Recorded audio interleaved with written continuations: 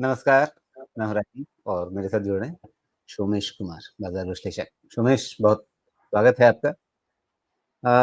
लगता है पिछले 2-3 दिनों में आपको कुछ तो राहत मिली होगी, जिस तरह से जनता परेशान रही है।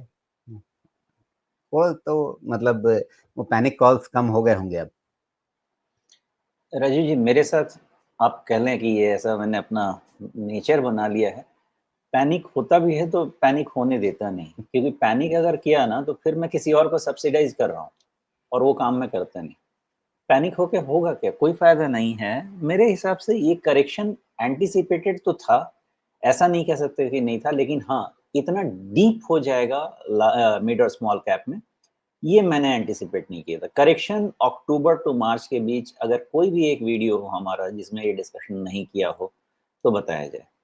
लेकिन 30% तक करेक्शन हो जाएगा, इतना मेरा अंदाज़ा तो नहीं था, क्योंकि कई सारे स्टॉक्स 40-50% तक टूट चुके हैं।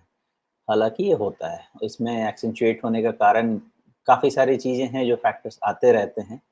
लेकिन अगर ओवरऑल एनालिसिस आप देखें, तो बाज़ार की मैंने ओवरऑल एनालिसिस क्या की है? 23,000 से 23,500 के आसपास में कहीं रेंज में सपोर्ट आना चाहिए, 200 पॉइंट का डिवीएशन लिया था। 200-100 का मैं उतना झगड़ा नहीं करता, क्योंकि इतना प्रिसिजन मेरे से है नहीं। जो डीएमए में 0.34 डेसिमल तक का डिस्कशन होता है, वो मेरी ना एबिलिटी है, ना मैं करना चाहूँगा। मेरे हिसाब से ये बॉटम फॉर्मेशन प्रोसेस चल रहा है। और आपका फेवरेट ट्रेंड लाइन आप ड्रॉ करते हैं। अभी जस्ट आपसे बात करते-करते मैंने ये ड्रॉ कर रहा था मैं। एक निफ्टी का डाउनवर्ड स्लोपिंग ट्रेंड लाइन हम काफ़ी समय से लेके चल रहे हैं। अगर लोगों को ध्यान हो तो लो ऑफ एक आपको लो मिलेगा 5 अगस्त 2024 का। अब ये डीडीएमएम वाईवाई फॉर्मेट पढ़ रहा हूँ या क्या, मुझे समझ नहीं आ रहा। लेकिन एक लो मिलेगा आपको 2024 में 5 अगस्त होना चाहिए, एक बार देखिए। 2024 का 5 हाँ, अगस्त, ठीक है, मिल हाँ, गया। ठीक, हाँ, मतलब डीडीएमएम वही है। और दूसरा आपको लो मिलेगा 21 नवंबर 2024 का। ओके। ये ट्रेंड लाइन देखिए अभी भी बहुत अच्छे से काम कर रही है। पहली चीज़ तो ये समझ लें कि ये ट्रेंड लाइन हो गई। जी, दूसरी चीज़, अब आप लेकिन बताइए बीच कि में 1-2 बार थोड़ा-सा वायलेट करने की इसको कोशिश हुई है, शायद उसको आप नहीं होगा जी, वो एक आधा बार ही छोड़ दीजिए, क्योंकि वो दूसरे जी, दिन ही गैप अप होके निकल जाएगा, वो कोई दिक्कत नहीं। जी। लेकिन अभी इसको और मैं और थोड़ा-सा तो इसको ट्रेंड लाइन कॉन्सेस यही है ना जो जो आप देख रहे हैं चार्ट पे? परफेक्ट है, कोई दिक्कत नहीं है। अभी जी, दूसरी चीज़, अ, मार्केट लगातार गिर रहा था, इंसेसेंट फॉल चल रहा था मिड कैप, स्मॉल कैप में फ्रॉम 25 फरवरी। मैं उस समय से क्या बात कह रहा हूँ, और इतनी वोलेटिलिटी में इस स्टेटमेंट को होल्ड कर पाना, अगर आप बोलें, तो अगर पीस ऑफ माइंड लेके नहीं चलेंगे तो नहीं हो पाएगा। मैं हर दिन कह रहा हूँ 22,900 के नीचे का क्लोज़ नहीं चाहिए। 22,900 के नीचे का क्लोज़ नहीं चाहिए, है ना? आप मैंने अपने हर सारे जो भी रिसर्च करके डेटा इनपुट का आउटपुट है, जो भी है डेटा आउटपुट है, आपके सामने रखता हूँ, और वो आप उसको मैच कीजिए। अगर इतना हो रहा है ना, मुझे लगता है पास्ट डेटा भी देख लीजिए, अभी भी जो कह रहा हूँ देख लीजिए, मुझे लगता है हम सही रास्ते जा रहे हैं। Correction mid cap, small cap में एक्सेंचुएट हो गया था, लेकिन मुझे लग रहा है बॉटम फॉर्मेशन चल रहा है। कुछ ऐसी पॉसिबिलिटी है कि ये डाउनवर्ड स्लोपिंग ट्रेंड लाइन में एक आधा और जर्क हो सकता है। तो वो कहाँ जा सकता है, जैसे-जैसे डेटा बनेगा वैसे-वैसे थोड़ा बहुत नीचे सरक सकता है। तो 22,900 के नीचे भी क्लोज़ होने पे अब उतना नहीं डरना है, बिकॉज़ एक्सेसेस निकल चुके हैं। ये हो गया एक पॉइंट, ओके। रिवर्सल 24,000 के पहले एज़्यूम नहीं करना है, ट्रस्ट नहीं करना है। ये 2 चीज़ों को ध्यान रखिए। तो मैं मान के चल रहा हूँ बॉटम फॉर्मेशन प्रोसेस शुरू हो गया है। कहीं पे भी मिलेगा 100, 200, 400 पॉइंट नीचे मिलेगा, ऊपर मिलेगा, उसका तो कौन झगड़ा झंझट करे। अगर ट्रेंड लेना है, तो 24,000 के ऊपर जी। पॉजिटिव ट्रेंड लेना अच्छा, है, अदरवाइज़ एक एक हाँ, शिकायत बताएँ। करूँ आपसे?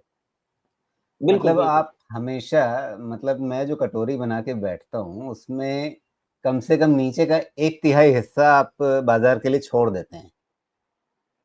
नहीं राजीव जी, ऐसा नहीं है, मैं वो ट्रेडिंग के स्टैंड पॉइंट से कह रहा हूँ। बाकी इन्वेस्टमेंट स्टैंड पॉइंट से मैं 100% इन्वेस्टेड हूँ, ओल्ड पोर्टफोलियो, न्यू पोर्टफोलियो सब में।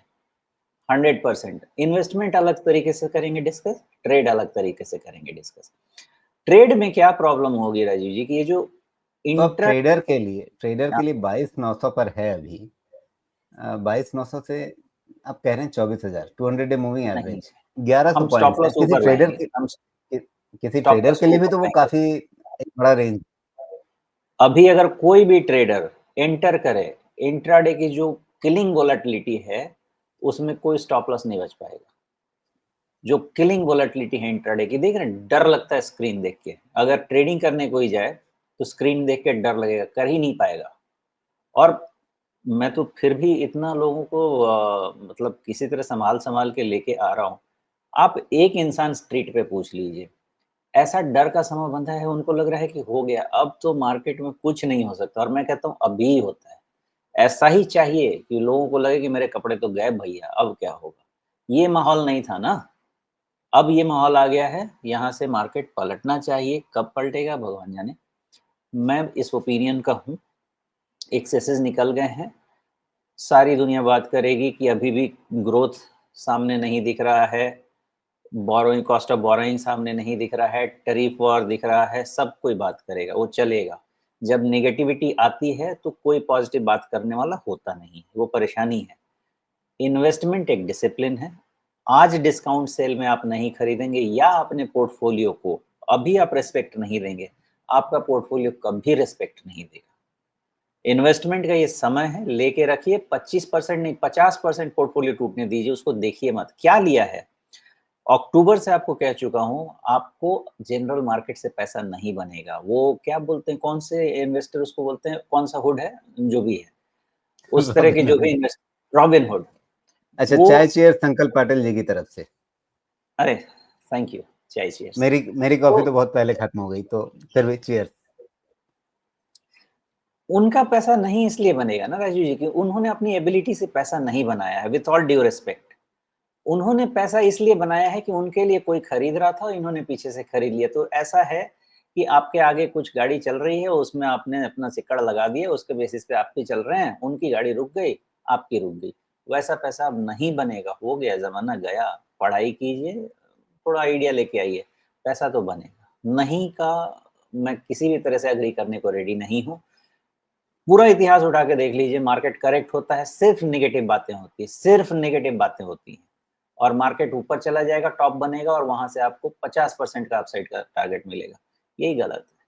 अब बात कर लेते हैं इन्वेस्टमेंट की। मैं अभी भी ऑन डॉट बोल रहा हूँ, मैं फुल्ली इन्वेस्टेड हूँ, मेरे सारे क्लाइंट्स फुल्ली इन्वेस्टेड हैं। FY 26 और 27 के हिसाब से फुल्ली इन्वेस्टेड हैं। इन्वेस्टमेंट उसके हिसाब से कम से मत कीजिए, आपको पैसा मिलेगा।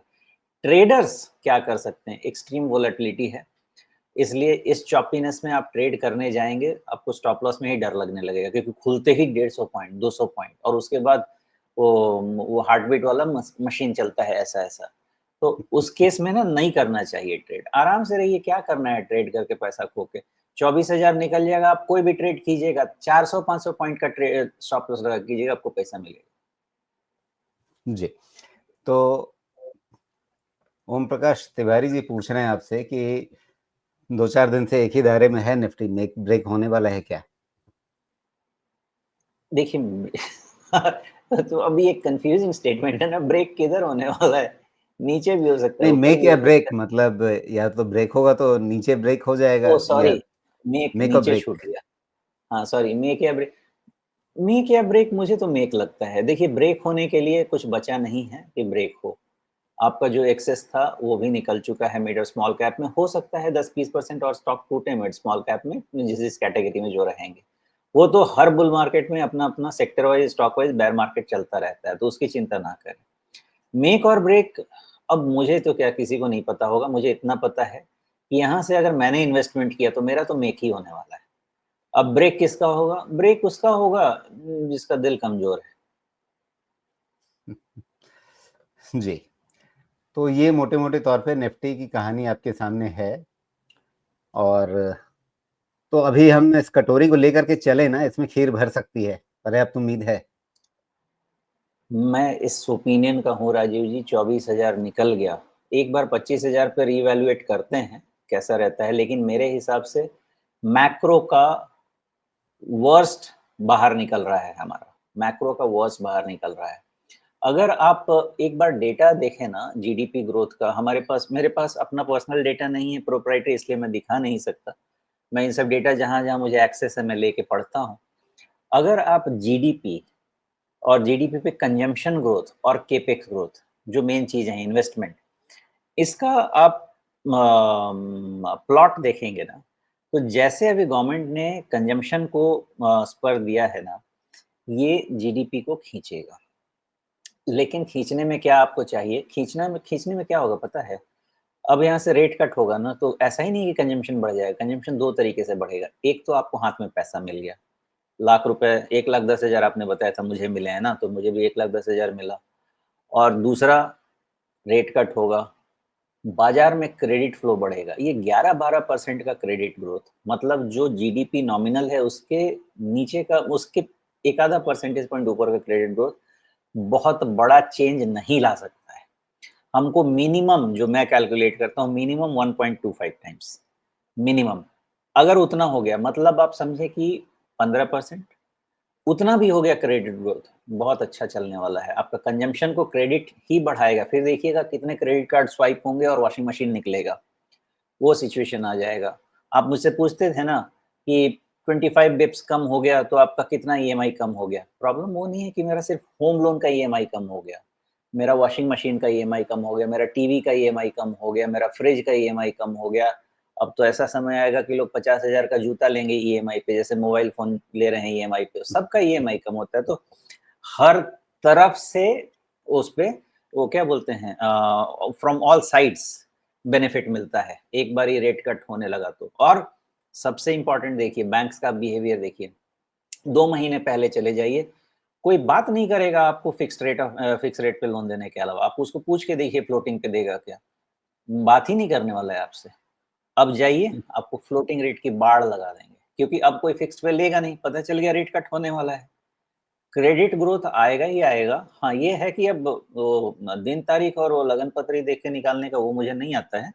मैं इतना समझ सकता हूँ डेटा कैसा है, कि डेटा यहाँ से बन रहा है आपका 6 महीना 9 महीना में अच्छे क्रेडिट ग्रोथ का, अच्छे कंजम्पशन ग्रोथ का। मार्केट उसको, जैसा मेरा एस्टिमेट है, अप्रैल से जुलाई पीरियड में फिगर आउट करेगा।